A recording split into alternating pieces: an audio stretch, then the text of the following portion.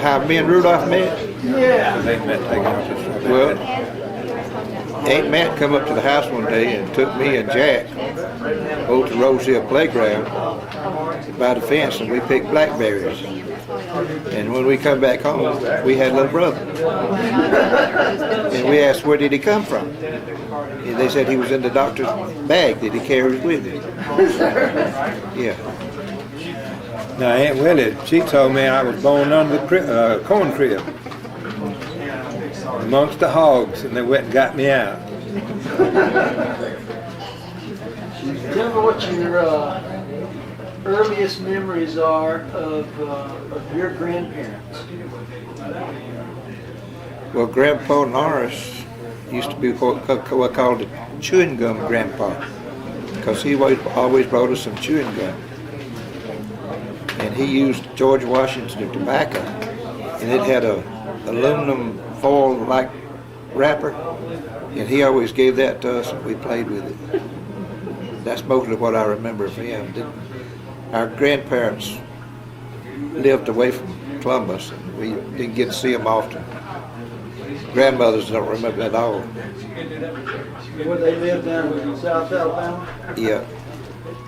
Grandpa Starling lived down in Geneva, Alabama, and Grandpa Norris lived down below Troy, Alabama.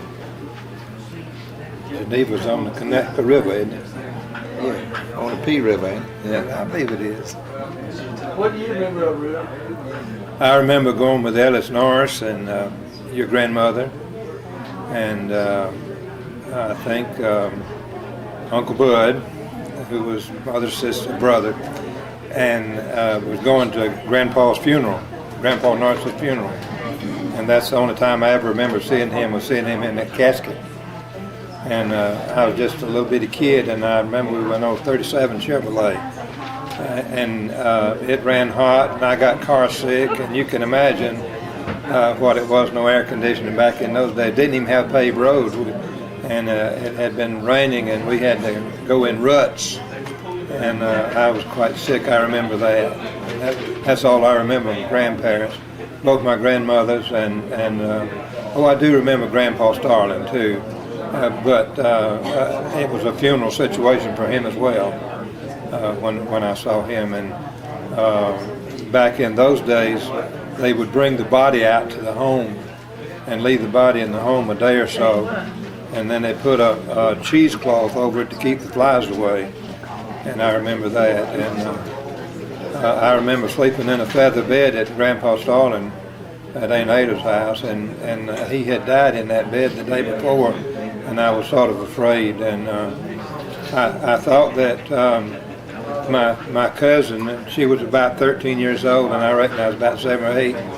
And I woke up the next morning, and I thought she was in the bed with me, but it was Mother. What do you remember about your Grandpa Starling? He was just a big, tall man that come to see us once in a while. I don't remember a whole lot about him. I know he was the engineer on a train down there in Geneva. It went from the lumber mill to town, I think. But he was also the police chief at one time in Geneva, Alabama. I had heard something about it. Wouldn't he in Abigail? Or? Well, Geneva, Alabama is where he was police chief. I mean, it might have been Abbeville. No, it was Geneva. It was Geneva, I was thinking that. He was the only one that had a bicycle. Is that right? He was a police chief? Sure. You didn't take much to catch a bug in a wagon. So this would be Alfred Isaac Starling? Yep. Now, the Starling family down there owned the sawmill, right? At one time they did, yeah. You know anything about that? I don't remember that. Remember, I'm much younger than Austin. How much younger are you? Oh, I don't know, about 25 years. Do you remember anything about the sawmill? No, but I know the preachers lied too. No, I got a picture of it, I think. Okay, now Jack's not here to defend himself, so tell us about Jack. Well, I don't remember. Austin and Ruby married so young, And Austin was the first one to leave the nest. He got married. And then World War II came along, and I think, did Jack join or was he drafted? Anyway, I remember the day he left to go to Fort McPherson in Atlanta, and I was with Mother, and we drove down to the train station, and he boarded the train, and Mother was brokenhearted, and we came up to 35th Street, I believe it was, there by the old filling station where Early Avenue used to run into River Road, and we waited till the train went by. And Jack stood in the window and waved at her and me in the car. And she just sat down and cried and cried and cried. And I remember that. And I finally said, Mother, we've got to go home. And we went on home after that. And that was a bittersweet moment for me. And that's a perfect example, I think, of a mother's love. And we had a great mother. We did. And we had a great father, too. And I want to share one thing with you. One day, right after the Depression, we lived in town, and I was a little bitty skeester then. I was born in '32, and that was 25 years after Austin was born. But anyway, I remember that the truck would come by and would leave rice and dried beans and things like that for us to eat. But anyway, our pastor, we had a new pastor, and in the Methodist tradition, they always give a pounding when the new pastor comes. And a pounding is that you take canned vegetables or you bake a cake of fried chicken or something, and they have a big meal for their first initiation into the congregation. And so Mother sent, and Mother tells the story, and she sent Austin to the grocery store, and we didn't have a Walmart back then. We just had a little mom and pop store down and jot them down, and you bought on credit, and you didn't have any money. Anyway, I think Pop was out of work at that time because of the Depression, and she sent Austin down to the store to get several items for the pounding to give to the pastor, and he'd get down just away from the block, and she would call him back. No, I can't do that, and he'd go on, and he did that about 3 times, she said, and finally she said, the Lord just told me to tell him to go on anyway. And so he went to the store and got that and brought it back and for the pounding and for the preacher. You remember that? No. That's a mother's love, and she was a very spiritual woman. And to this very day, I'm most appreciative of her taking me on her lap and reading the Bible to me and sharing the wonderful stories that are there in the Bible for anybody that'll just pick it up and read it. And there's so much history there, as well as spiritual food for those who are willing to open its pages and to begin to read it and to study it and to look into it. I remember Mama was in charge of the communion at church, the sacrament, and we used grape juice then. And me and Jack and Rudolph, I guess, drank what was left. So we always glad for communion Sunday. Well, for a while I was in the Lutheran church, and we used real wine, and I enjoyed helping, empty the glasses. Helping dispose of the extra. It was a sacrament. It had been blessed. It's a shame to waste it. Well, tell me more about Grandma and Pop. What do you remember about them the most? A lot of love. A lot of love. You want to tell us something? You knew him longer than I did. Well, I remember. But you couldn't love him anymore. I remember chopping wood out in the backyard, and we towed it in the wood and towed it out to ashes. And Pop always had a garden out in the back of the house there. What do you grow in the garden? Vegetables, stuff to eat. Oh boy, you really got him then. So you chopped the wood. You had what? Wood burning stoves in the house? Yeah. We had a kitchen stove, and I tell you, when you come home from school in the afternoon, and they be working, and you go in there, there'd always be some cornbread or biscuit upstairs over the stove, and you get that, and after you come home from school, you take the biscuit and put your finger in it, and then you could pour syrup in it and eat that biscuit. And Mother could always tell when she came home that we'd been up there eating our biscuits because we'd have clean fingers. Okay, what about the rest of y'all now? This is your chance to learn. Well, let me tell you about my dad. He was a great fisherman, and he loved to fish, and I remember going fishing an awful lot with him. Of course, remember Jack's in the Army, and he and Verlin were married after Rudolph and Austin, and so I got to spend a lot of time. Pop would work the first shift, that was from 7 to 3, and in the summertime we'd go fishing, and he was a great fisherman. And I know Austin has some pictures, and you've seen those pictures of the poles over his shoulder going. And he said if I wasn't catching anything, I wasn't chewing the bait right. And he was one that smoked a pipe for a good number of years until he had cancer and had to give it up. But he went from that to dipping snuff, so I don't know which was the worst. But anyway, he and Mother as well, when she would go fishing, she loved to fish too. And she'd take a little dip too and take it and spit on the worms, you know, and throw them over in there. And pretty soon they'd pull out a big old brim about that big. They'll spit my boot out from nobody. That's a thief. That's what Mother would say. I'll not spit my brute out for anything but a fish. So that's the interpretation of what Austin just said. Pop made me he worked in the mill, and he got these old cogged wheels. He made me a wagon one time. We was poor. We didn't have no bicycles, toys like that. He made me a wagon, a little wooden fence around it and all, you know. And that was the old kids in the neighborhood. They was crazy about that wagon. And I think the kids in the neighborhood are just crazy anyway. Yeah, well, they were. I remember the guy next door one time made whiskey, and we went over there.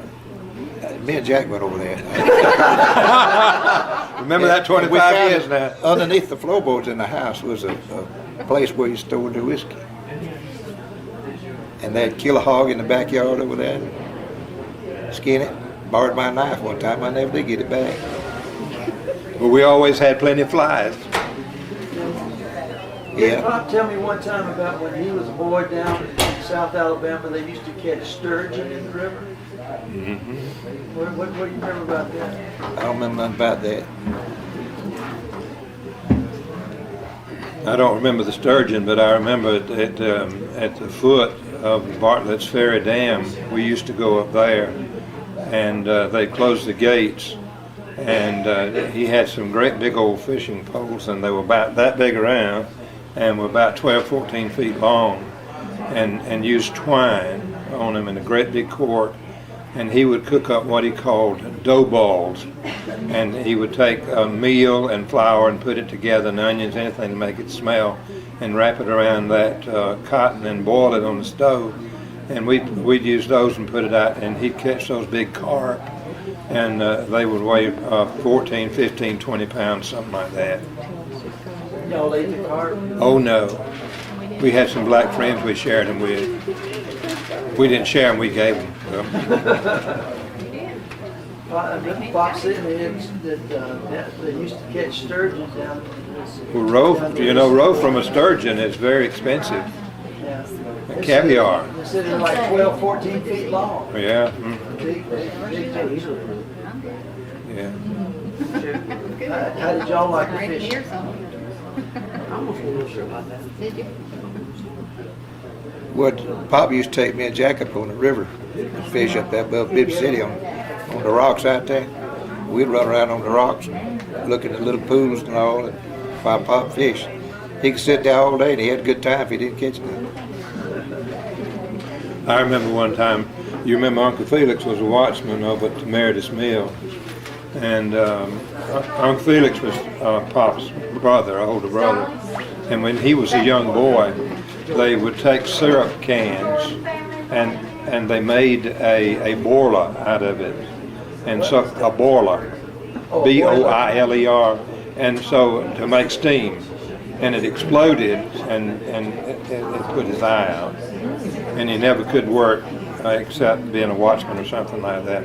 Anyway, when I was about 12 years old, I cut school one day with some of my friends, and we decided we'd go fishing over behind the old bib mill at the dam over there. And so I stopped by Uncle Felix's house and asked him if he had any fishing tackle. And of course he did, and he shared it with me. And so we went on down fishing.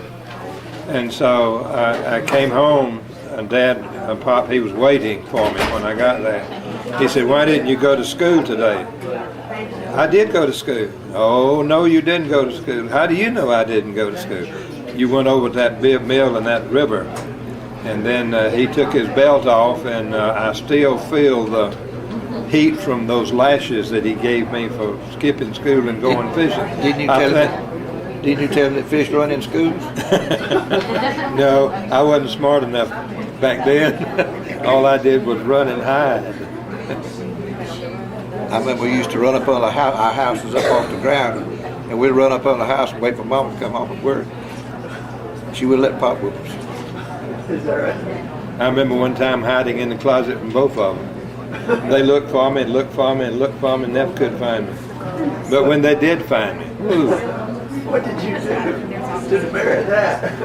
I shall not tell that. A peach tree out by the kitchen that had limbs on it that they broke off and whooped us with. Now there's a difference in a whipping and a whooping, and we always got whooped.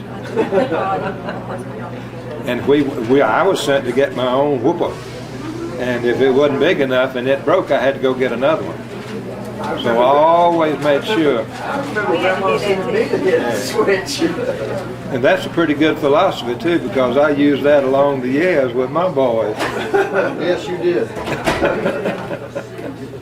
Except I used a rick-rack paddle. What about the rest of y'all? Ask him some questions. Tell us something about Uncle Clarence, dude. Well, Mother's twin brother was named Clarence, C.C. I never knew what the other C stood for. Do you? I don't remember. Clarence? So it was Clara and Clarence. Clara and Clarence. Yeah, C.C. I don't know what the other C stand for. Anyway, I remember one day he told about in Columbus, where we live, we didn't have indoor plumbing, and we had an outhouse, and we had a two-seater, and we thought we were in high heaven with a two-seater. Anyway, they came around once a week. A lot of privacy there. Right, and once a week they came around and took it up in big buckets, and these men put it on the honey wagon, and they took it off and dumped it. And Uncle Clarence said one day he was standing there as they took it out and loaded it in, and the guy was up there with a stick stirring it around in it, and he said, "What are you doing up there?" He said, "Well, I dropped my coat in here." And he said, "Well, that you can't get it out now." He said, "I got to." He said, "Why have you got to get it out?" He said, "My lunch is in the pocket." That sounds like a tall tale to me. Now you see, that was my Uncle Clarence. Now that'll tell you a little bit about him. It was his coat, or it was his coat? The guy doing the collecting. The honey wagon guy. First job I ever had was working at Uncle Clarence's first service station. Oh boy, don't tell this. Was doing what? Working at his service station, What'd you do? I worked 16 hours a day and pumping gas for 16 cents a gallon.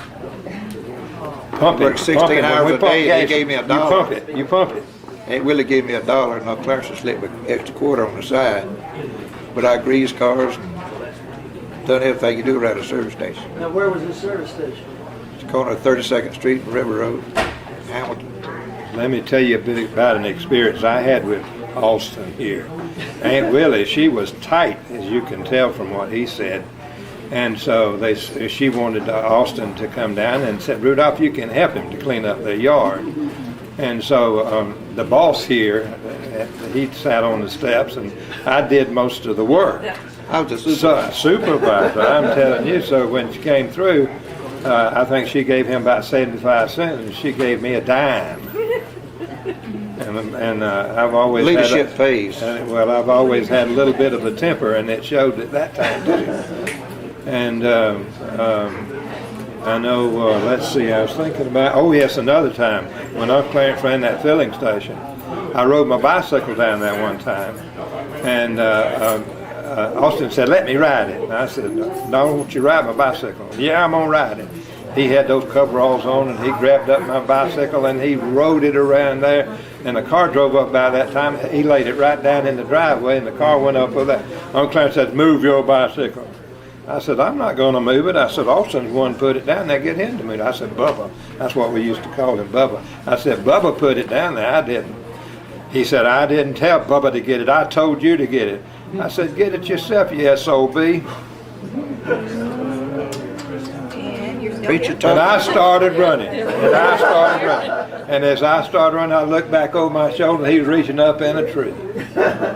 And he whipped my hind end real good for that. I said, you can never come to our house again. I didn't tell Mother about it and Pop, but he did, and so I got another whipping on top of that.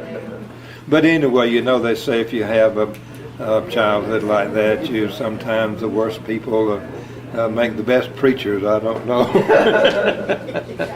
Anyway, I'll share something about that. One of the boys that I went to school with here in Columbus, and I served the church here in Columbus, and so the chairman of my board worked at Fort Benning, a retired major, and he said, who is your new preacher? And he told him Rudolph Starling, and he said, Rudolph Starling said, I went to school with that bird. Says, he's a preacher? And he said, yeah, he's our preacher. He said, I'm sorry for you.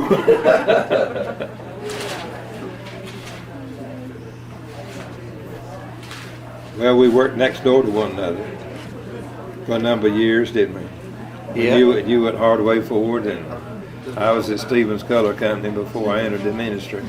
By the way, I was 26 years old before I graduated high school. Y'all believe that? Tell us about school. 26 years old. 26 years old before I graduated high school. I was probably about that old too, but I didn't graduate. I got a GED certificate. Well, I went to that renowned private school they have here in Columbus called Turner's.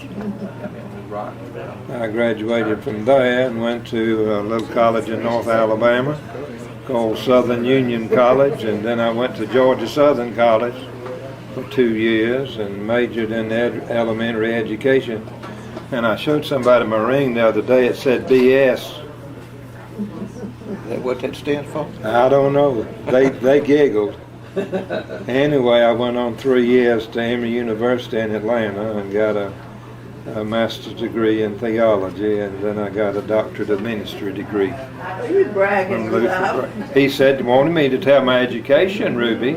Is that where you get your authority from? No, I get my authority from the Bible. Oh, okay. That's the only place there is any authority. Tell us about your elementary school, about going to school. Skipping school. Oh, well, in the 6th grade, we had a substitute teacher, and you know you act up when you have a substitute teacher. And I had a little pocket knife in there, and I just was the monkey of the class anyway. And she grabbed me by the shoulders, I forget what her name, and she shook me good, you know. And I reached in my pocket, and I got my little pocket knife. It was hard to get open. I didn't get it open. I said, you heifer, I'll cut your throat. Oh, she went running down the hall. And 3 or 4 of the boys said, y'all shouldn't listen to this. 3 or 4 of the boys in the class tackled me and took away my knife, but they had a hard time getting it.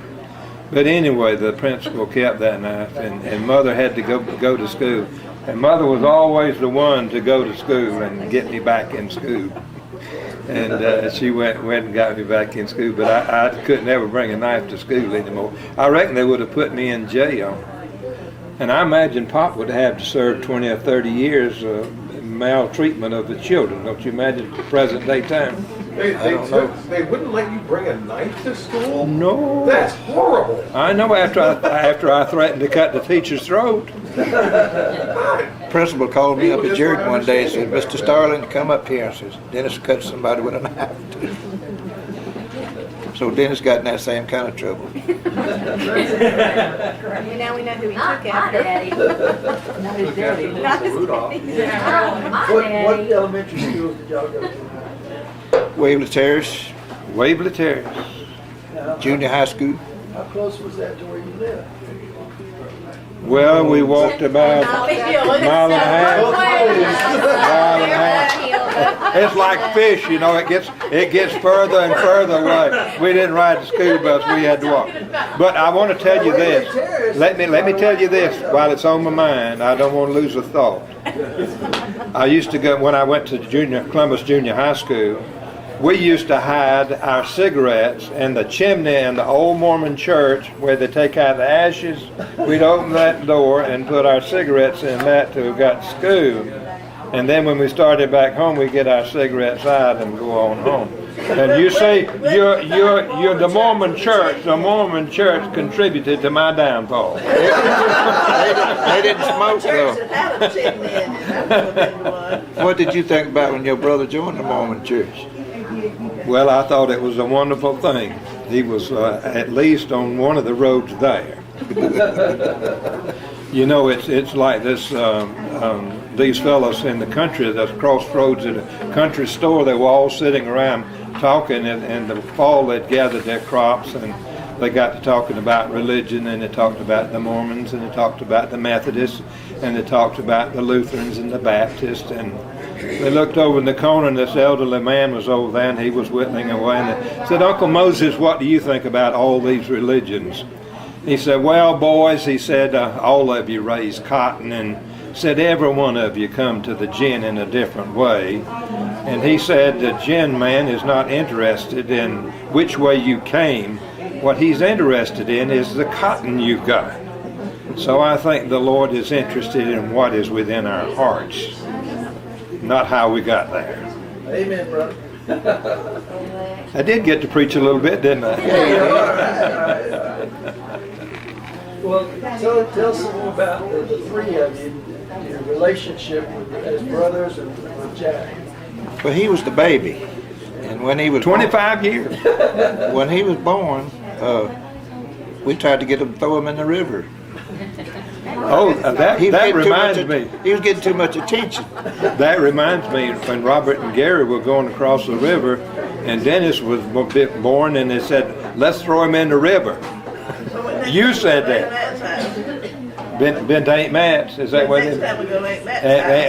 Go to Aunt Matt's house. Said, "Let's throw him in the river." What Robert Gary said about Roslyn, wasn't it? No, Dennis. Oh, Dennis.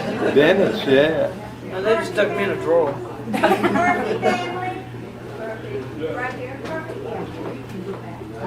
So it's generational then. Yeah, I suppose so. I suppose so. Yeah. Now, growing up, did y'all do a lot of things together? I mean, too far apart to eat? Well, Austin and I did more together than Jack did. Remember, he went off to the war. And I remember he worked for the post office, and he worked for Golden Foundry. And then he went off to the war and was gone, and then got married, was away from home, and Austin and Ruby got married. And they left, and I was like an only child. So how long was it that you were an only child? As long as I was an only child. but he was treated real well. By then they had a car, I think. Oh yeah, I remember that. That's a good experience in that car too. It was a 34 Ford, two-door, and the doors opened backwards, didn't they? Yeah. And I remember Jack, our eldest brother, teaching Mother how to drive. Right around here, let's see, this used to be, what was the name of that Here road? being St. Francis. Yarborough Road. Yarborough Road used to be Yarborough Road, and it butted into Armour Road. And so we were on Armour Road, and we were going back down toward 45th Street. Anyway, I was in the back seat, and that's how I learned how to drive. And so Been a backseat driver ever right, since. been ever since. That's right. And so we were to turn off of Armour Road onto Yarborough Road and head back down west. And there was a gasoline truck also making the turn as we started to turn, and Mother started to turn. And so Jack told Mother, said, "Stop, stop." And remember, those cars back then didn't have hydraulic brakes. And so Jack, he reached over and grabbed the emergency brake and pulled it back like that. And it did. We slid over into the ditch. I remember that. And Mother said, well, if you'd left me alone, said I'd have made it all right. I remember we was teaching Pop to drive up Earlene Avenue toward 37th Street. And Earlene Avenue went that way, 37th Street went that way, and Jack said, go that way, and I said, go this way, and he went up the bank. Y'all talk Pop. Don't remember anything. She's just trying About to, that. she's just always trying to improve him like Ruby does me. Yeah. There were moments of tenderness between them. They slept in the same bed. We are a result of that, so it must have been pretty good. Huh? What about bicycles? Oh, man, we had two at one Christmas.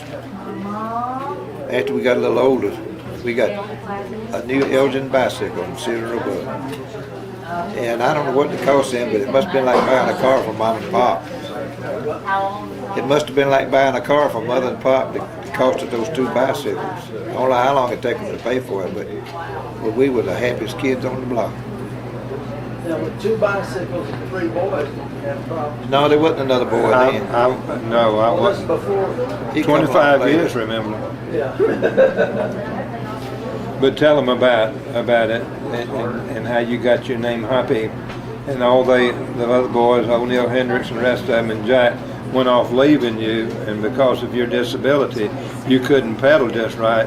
And then all of a sudden, you began to use that leg of yours and started pedaling on the bicycle. That was the And caught up with them. best therapy I had. I always led them from then on. Then Yeah. we rode to Pine Mountain one day, not Pine Mountain, but Hamilton. You rode bicycles all the way to Hamilton? Yeah, 54 miles that day. My bike then had a speedometer on it. I later traded it for my first car, which was a 1933 Chevrolet. Traded the bicycle for a car? Yeah, That's a pretty good trade. traded in on it, down payment. I give $125 for the car. My first car was a 29 Model A Ford. I gave $75 for it. When you got married, you sold your bicycle and pay down on the rings. Yeah, that's right. Trade my bicycle and ring. Paid $15 for the ring, I think. Well, what's words of wisdom would you like to share with your descendants here? Well, everything I've said, I believe, are words of wisdom. Except for the part about the 25 years. Well, that's a little wisdom too. What about the pulling the knife part? That was part of the Wisdom too. Keep your knife closed.